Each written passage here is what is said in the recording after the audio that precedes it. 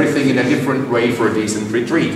He brings in, until today we don't move in, and that was precisely, at that time not called that way, Labor Day 305, he makes something outrageous. He takes his bay leaf crown off, leaves it on the throne, goodbye Rome, hello Dalmatia. The man declares himself officially retired. He abdicates. But by doing so, he lives, I guess, more or less peacefully, another 11 years in his palace. He dies in 316 at the proud age of 73. At that time, that was a very proud age. Same level with that portion on the mainland, because in between, we had the coast falling down. So there was a gap in height that needed to be filled. And it might sound silly to you, this massive structure that we see down here, which is 95% originally preserved from that Roman period, meaning 1700 years old, was absolutely nothing else but that filling. People on the move to different places, up into the mountains, but a bunch of them swaps over into this palace, thinking that it will give them sufficient shelter by its massive wall. And they systematically start throwing in that rubble. It came all the way up to the ceilings. But we're all old enough to know that sometimes seemingly bad things in life don't have to turn out bad at the end. So in this case, the rubble that saved these structures. If nothing, the Venetians.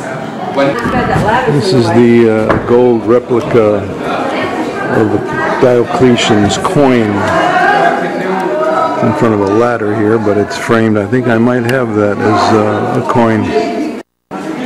Check it out. Lift it up here.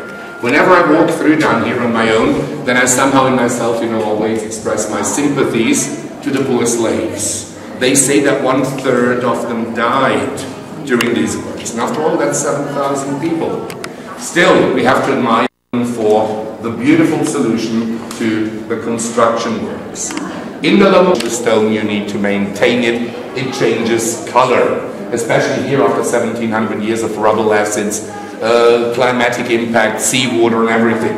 So if we would polish this, it is beautifully white and marble-like. The quarry is 10 sea miles distant from here, was found by the Romans, still in operation, and the former state loved to show off with that stone. So you will find a couple of these blocks in your capital.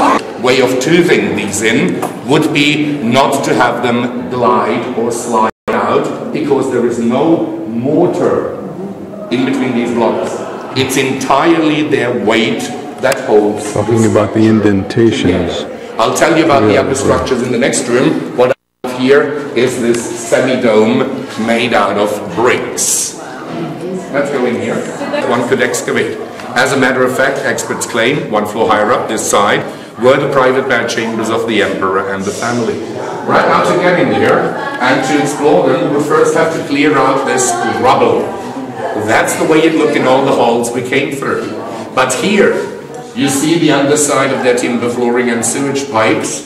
Somewhere in the mid of the 9th century, a family breaks through the Roman vault, positions the foundation of their 3-story medieval home on top of that rubble. The artifacts found during the excavation works have not really been significant. This house today is even one of the few examples of beautifully preserved medieval architecture, so they simply let it be. In the middle of that rubble, they found these 2 wooden beams. If you have a closer look, you will see the abundance of little holes left by Roman termites. They don't bite anymore, so don't worry, you can touch it. It's cypress wood, and after measuring that bigger one, they found out that it fits in beautifully into these holes sitting over the basic carrying structure. So they would obviously use these beams to cover the space of these rooms, cover them with stone slabs, and to use them as scaffolding to get closer to the vault. To it, water, and you ladies, as perfect home wives, you should know the last ingredient. All business ladies, fair enough. Egg white, madam, you were wrong. Just one lady tried to answer. Egg white it is. And I'm not pulling your leg really again. If this is the only part you remember of this tour, I mean the egg white, When you come home, leave a broken eggshell on your kitchen counter, go to a neighbor, have a 2 hours chat and coffee. When you come back, believe me, you will have to scratch the egg white off with a knife. It gets hard, gluey, you see. So you faced that once in your lifetime. Anyway, go straight through. There you go. Thank you. Here's our guide. Some more. Your last? Okay. I gave you already the answer. The carrying principle. Unlike us today, where we can vary layouts in each level a different one because of modern material, they at that time, if their design contained such a round room in the upper floor, had to start with its construction already from the foundations. The dome is a beautiful example of the keystone principle that was found by the Romans, where they for the first time were able to cover in much, much bigger rooms without any supporting columns standing in them. The keystone principle works the way that the central piece in that dome, for instance, or an arch, is the weakest link to it, but it has only one purpose, and that's what it fulfills: to transfer the loads onto the more massive carrying parts of the structure. Another reason why I stopped here is this perpetrator. He's the one to whom you have to thank everything you've heard and seen so far. I'll be glad to pay you a drink if you tell me his full name. To whom was I talking out there perspiring 5 minutes ago? Anyway, this is a gypsum bust, otherwise I wouldn't be able to pet him. It's made by contemporary artist Replica from that coin that we saw out there. And what I would like to explain you in connection with this is that this is a beautiful example of idealized portraitism, applied very, very much by these Roman emperors and officials. Whenever they needed a portrait, they would call in an artist. If they didn't like the outcome, they would chop his hands or head off and call in another one. So idealized here means that he probably looked 50% the way he's portraited, the other 50 he forced the artist in showing him that. 300 years before the palace was built, obviously, a Greek temple was standing here, which they knocked down and used the majority of material to integrate it into the palace's structures. Why not these pieces kill me? I don't know. They've thrown them away. They didn't fit contain this travel bar. We'll read this later. Just to mention that in the year 2005 we had a major celebration. Remember, 305 the emperor moved in, so that was precisely 1700 years of continuous life of the city. Humanitarian aid to orphanages, senior homes, schools were given new sports halls, equipment, computers. The awareness about the value of the palace in the old town was of course pushed on the people. This is the coffin, Diocletian's tomb. Take a ride, Paul. Send you a gift from above on top of your head. We Croats tend to say in such an occasion, thank you God that cows don't fly. Anyway, I stopped here because when I told you that a part of the palace's structure was built in the Adriatic Sea, despite your dark sunglasses, I could see the doubt in your eyes. But as I always say, there is a God. Here's the natural coast. We were building 100 feet underwater, but it wasn't easy to achieve all this. They had to work with the water, push it out, then work above it, and so on. This part was made from the stone coming from the quarry from Brage, found by the Romans, and these stones are the very, very same ones. Recently, Americans keep asking me about some beautiful stuff here. It's polished.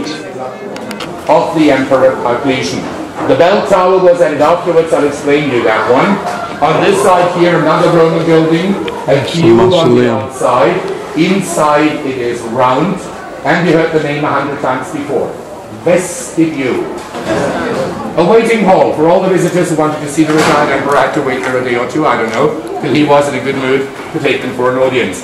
These are considered to be the first medieval homes built in the palace, dating back to the early 7th century.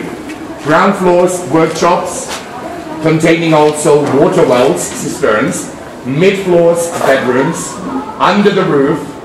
This part was completely covered in houses, except that little yard I took you out where I told you about the capers, which is just behind that wall. And of course this part here. That was hit by bombs, these two parts here. When they started excavating this eastern portion of the substructures, then they were facing the problem that the rubble till they decide on what to do. This room was covered also by a family home. It used to be their living room. This is the former private dining room of the Emperor Diocletian. Let's move out this direction. Ethnographic museum, the Emperor to the other. Enjoy the view onto the open sea. And Sunday. If you walk afterwards towards the fish market, you won't only smell fish, but also rotten eggs. Hamster, next to the little sign. And it reminds us, of course, of completely different times, not so long ago. But you see, this is 1700 years old. This is actually a symbol coming from Minor Asia, and ironically, it means eternal and happy.